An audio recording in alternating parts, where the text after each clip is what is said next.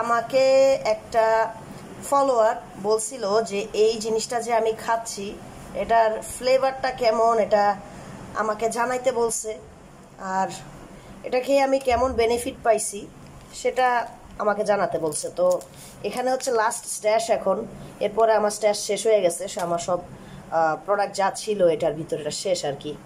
তো আমি বলছিলাম যে স্কোয়ারের এই কোলাজেনটা ভালো, সস্তার ভিতরে এটা একটা ভালো প্রোডাক্ট আমি পাইছি।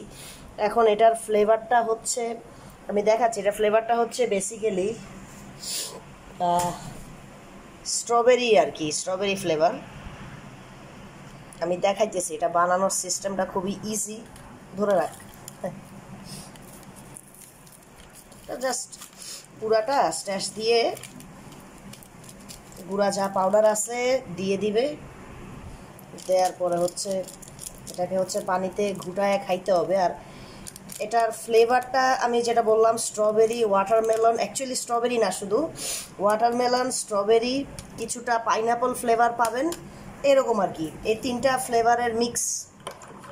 তো অনেকে শেকারে খায়, আমি আবার শেকারে খাই না, আমি একটু ব্যাকডেটেড, তো আমি শেকারে খাই না। আমি হচ্ছে আল্লাহর রাস্তে গ্লাসে ঢেলে ইচ্ছা মতো ঘুটা দেই, ঘুটা দিয়ে তারপরে আমি খেয়ে ফেলি। আমি শেকারে শেক করি না, এত ফ্যান্সি পার্সন আমি না। তো এটাই আর কি, এটার ফ্লেভারটা সুন্দর, এরকম, এটা দেখতে এরকম। তো আমি যে বেনিফিটটা পাইছি এটা খেয়ে, কোলাজেনের যা বেনিফিট সেটাই।